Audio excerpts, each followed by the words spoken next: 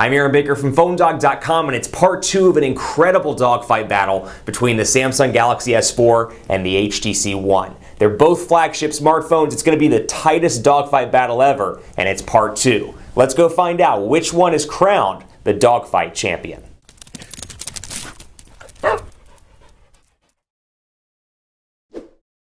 It's part 2 of a dogfight battle between the Samsung Galaxy S4 and the HTC One. It's the dogfight you've been waiting for between the two hottest Android smartphones of 2013, and this is part 2. If you didn't get a chance, check out part 1 right here at this link. I'm going to put it in once the video is uploaded, and you can just click on it and go right back to part 1 and get caught up, so you don't start part 2 saying, what the heck is this guy talking about? I don't remember anything that he just said in part 1. All you have to do is go back and watch it, friends, at that link below. Also, special thanks to our partners at Best Buy Mobile for giving us devices like this for use in our One Paw Bandit giveaway game. When you walk into Best Buy Mobile, you'll walk out working. They'll help you set up your email, your web, your contacts, and settings, so when you walk out the door with either of these devices, you're good to go, thanks to Best Buy Mobile. It is the dogfight battle, not just of 2013, but possibly the dogfight battle of all time, because these are two incredibly hot Android phones that, yes, this one is still plastic. A lot of people are talking about the build quality. It's got Gorilla Glass 3 on the front in terms of a screen. It's got a plastic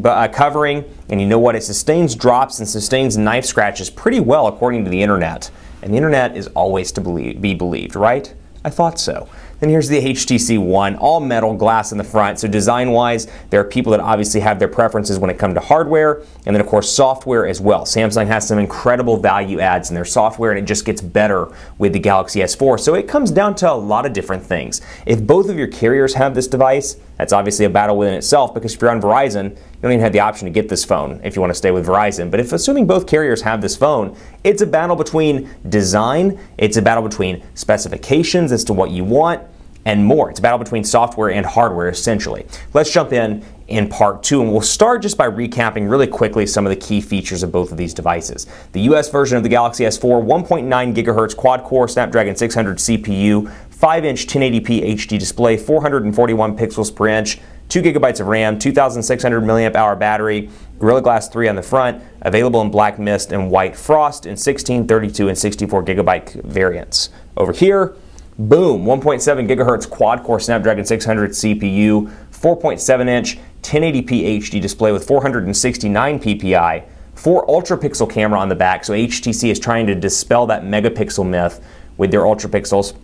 Less megapixels, more ability to let light in. They're going for a better shot in low light areas and more, which we'll talk about in this part of the video. Both do 1080p HD recording. This has a 2,300 milliamp hour non-removable battery. So smaller display, smaller battery, bigger display, obviously bigger battery over here. This has Android 4.2, the newer version of Jelly Bean. This has Android 4.1, the older version of Jelly Bean. So let's take a look at both of these right now. I'm going to go ahead and clear out these notifications so we can really focus on both of these. There we go. So we can actually see the notification bars in clean form. So here's what they look like in part 2, and continuing along in the customization on both of these devices. They're both heavily customized over stock Android. You can see TouchWiz implementation and Sense 5 implementation over here, but you do have some nice abilities on the Samsung device over here. For example, I can click here and I can move these around as I see fit. So this is a new feature that we saw with the Note 8.0 that was just released at Mobile World Congress. I can move my notifications around, or my shortcuts, I should say, around in the notification panel. So let's say I don't really use Wi-Fi. I can bring it down here. I do use Bluetooth. Let's keep it up there, and you can see these just changed around, so I can put in my top 5 that I use on a regular basis. That's just one of many new customization options on the Galaxy S4. And then over here, you got the ability to personalize as well. So you can really make these devices your own, obviously, with wallpapers, with lock screens, and more. So we'll go into the lock screen area just so you can see what that looks like. Displays, and actually I have to take that back. Let's go down here to personalize, or go up here to personalize. Lock screen style. Then I'll come up here to my lock screen as well, and you can see the differences. This has Android 4.2, so it has the lock screen that's very similar to the Nexus 4, but it does have TouchWiz elements, and I'll show you in just a second. Over here, Android 4.1 with some custom HTC lock screens. Productivity happens to be my favorite because you can see your phone calls, your messages, your emails, your calendar appointments, and more, all from the lock screen, and once you swipe up, you can automatically go into that application and pick up where you left off. Photo album is also an option, music is also an option, and then no lock screen as well. Over here, when you turn it off and back on, I'll show you what I'm talking about here Show you Android 4.2 look and feel with the ability to add widgets here. So it's definitely got some 4.2 look and feel to it with the ability to add widgets and the shortcut to the camera, for example. But you can come in here and customize this and really make it your own. So Samsung goes above and beyond the typical stuff you'd get with the Nexus 4, for example, that has stock Android 4.2. I can change the dual clock. I can make the size smaller or larger. And I can go back into the lock screen as I see fit. Let me go ahead and undo this here. And go back into the lock screen as I see fit. Bam. And then I can add, of course, what you saw down below, the shortcuts at the bottom. So definitely kind of a combination between Android 4.2 and then the Samsung TouchWiz look and feel. So I'll apply this one. Actually, this one is already applied. So when I turn it off and back on, you can see I don't have any calendar appointments, but if I did, or messages, they would show up all in sequential order right up through here. And then I just swipe to unlock and access that. Let's take a look at quadrant standard on both of these devices. Both have quad-core Snapdragon 600 CPUs, incredibly fast CPU all around, been incredibly pleased. Let's see how many times I can say incredibly in this sentence. Been very, very pleased all around. See, I can substitute words. Quadrant standard, load this up. We'll back out of this one, and we'll run the benchmark and talk a little bit about call quality. I've been exceptionally pleased with call quality on both of these devices. I will give a slight edge when it comes to sound to the HTC One. Oops, let's start that back up. Bam. Slight edge, as I was saying, in sound to the HTC One. The boom sound speakers are incredible. I had to actually, this is coming from somebody who has a hard time hearing. I say what a lot. My girlfriend gets mad when I say what, but I say what a lot.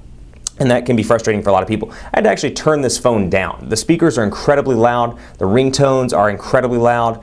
You will hear them from miles away if you have the volume turned all the way up. And the speakers are great both for phone calls and for speakerphone, not to mention watching videos and listening to music and more. In fact, this has been my go-to for the past week. I've had both of these for, I've had this for about actually longer, about 3 weeks or 4 weeks with the One. Had this for at least a week. This is my go-to when I go to the gym.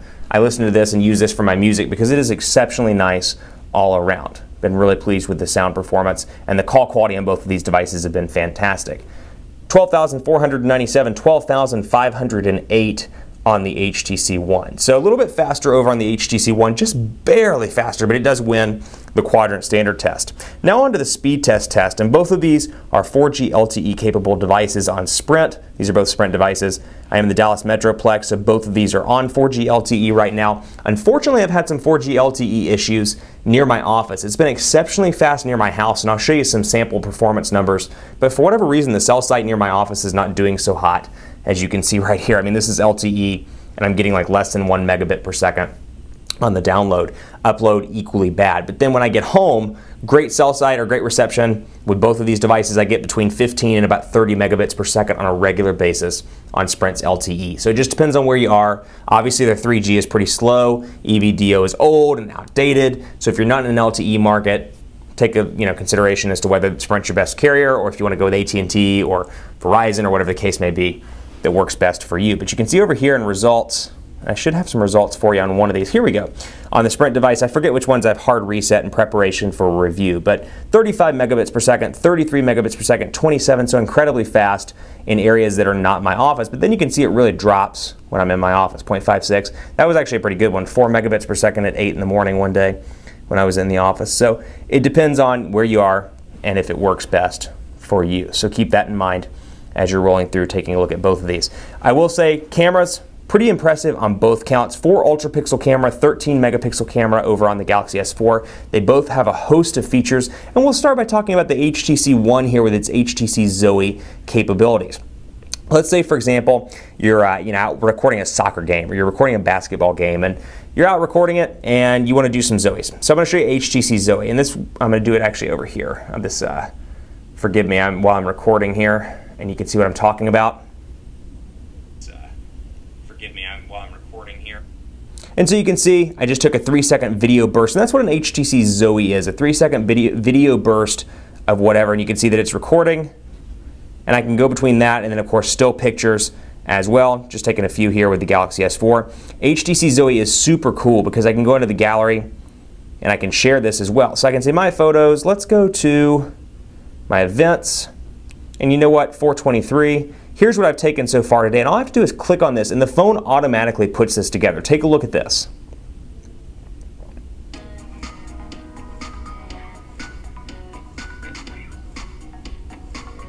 And you can change the music around. You can really make this, I did not mean to turn it off, but you can really make this your own. Let's go to Vega, for example. This is my favorite.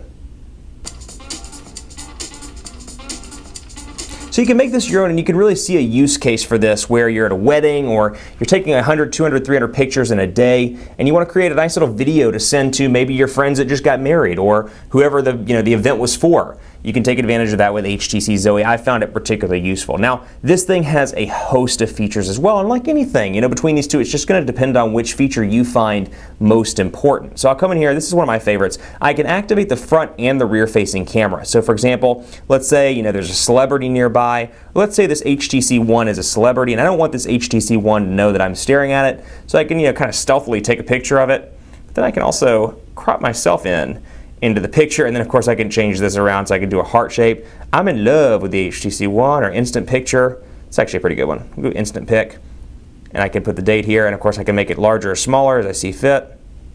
And I can also move it around on the screen. So if I wanted to picture the bottom of the HTC One, I can move it over here and snap a quick pic.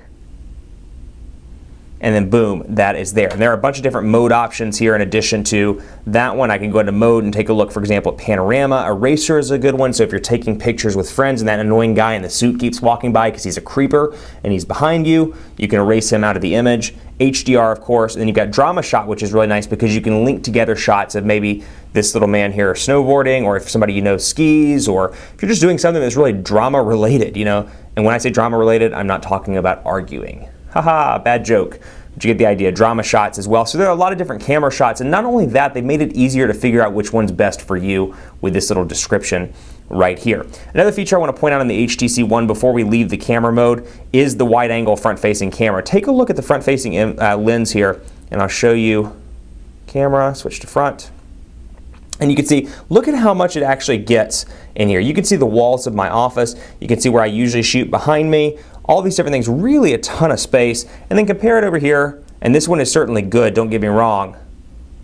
But take a look at the difference here between these, and it's pretty impressive.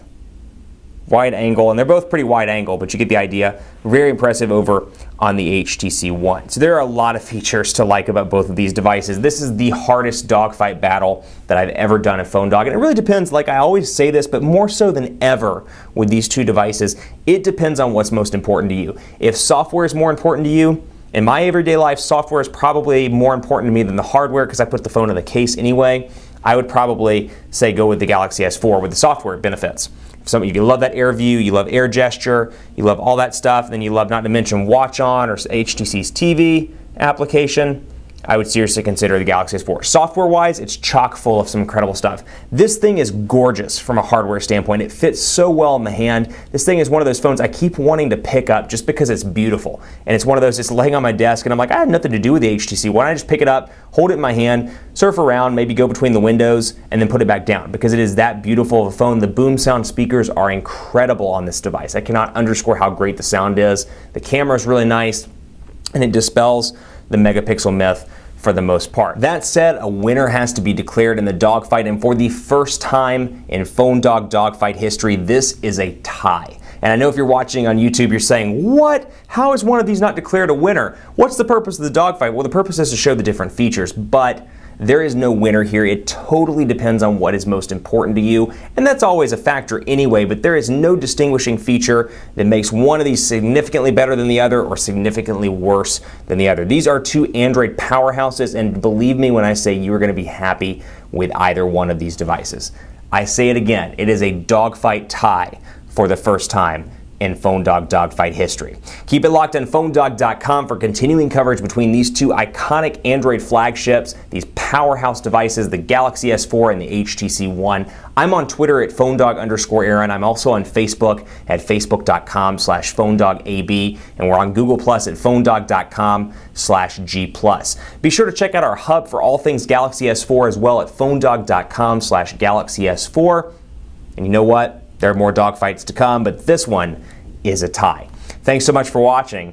Keep it locked on PhoneDog.com for more on both of these devices. And as always, I'll see you next time.